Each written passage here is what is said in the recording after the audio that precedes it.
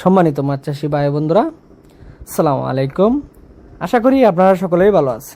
তো বরাবরের মতো আপনাদের সুস্বাস্থ্য কামনা করে আজকে আরেকটি নতুন মাছের ভিডিও নিয়ে আপনাদের মাঝে হাজির হয়ে গেলাম। তো মাছ চাষি ভাইয়েরা, স্ক্রিনে এখন যে মাছের ভিডিওটি লক্ষ্য করছেন এটি হলো অরিজিনাল যমুনা নদীর চিতল মাছের পোনা।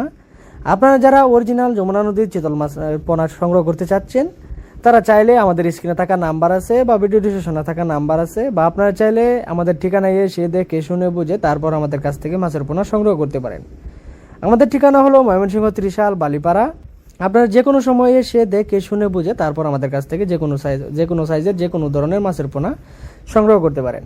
তো মাছ চাষি ভাইয়ারা, এই যে দেখতে পাচ্ছেন চিতল মাছের পোনা, এগুলোর সাইজ প্রত্যেকটার সাইজ হচ্ছে আপনার 3.5 ইঞ্চি থেকে 4 ইঞ্চি বা 5 ইঞ্চি সাইজের চিতল মাছের পোনা আমাদের কাছ থেকে পেয়ে যেতে পারেন। এছাড়াও আমরা চিতল মাছের পাশাপাশি যমুনা নদীর আয়ের মাছের পোনা, বোয়াল মাছের পোনা, ভেটকি মাছের পোনা, বা আপনারা চাইলে দেশি শিং, দেশি মাগুর, গুলশা, পাবদা, ট্যাংরা এবং বাংলা কার্প জাতীয় সকল ধরনের মাছের পোনা আমরা সারা বাংলাদেশে ডেলিভারির মাধ্যমে পৌঁছে দিয়ে থাকি, বা আপনারা চাইলে নিজে এসে দেখে শুনে বুঝে তারপর আমাদের কাছ থেকে সংগ্রহ করতে পারেন। তো মাছ চাষি ভাইয়েরা, বর্তমানে এই চিতল মাছের চাষের হার দিন দিন বেড়েই চলেছে, বাড়বে না কেন? কারণ এই চিতল মাছ দ্রুত বৃদ্ধি পায় এবং কম সময়ে বাজারজাত করার উপযোগী হয়ে যায়। আপনারা চাইলে 5 থেকে 6 মাসে 1.5 থেকে 2 কেজি বানিয়ে এই চিতল মাছের পোনা বিক্রি করতে পারেন। বা আপনারা যারা চাচ্ছেন যে 1 বছর বা 2 বছর তার উপরে চাষ করতে চাচ্ছেন, তাহলে বড় সময় অনুযায়ী মাছের সাইজও বড় হবে, তা আপনি দ্বিগুণ টাকা লাভ করতে পারবেন।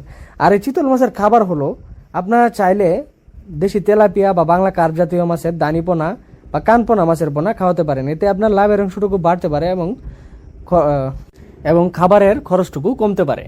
এটা হলো আপনার প্লাস পয়েন্ট। তো মাছ চাষি ভাইয়ারা, আজকের ভিডিওটি এ পর্যন্তই। পরবর্তী নিত্য নতুন ভিডিও আসার আগ পর্যন্ত সবাই ভালো থাকবেন, সুস্থ থাকবেন। আল্লাহ হাফেজ।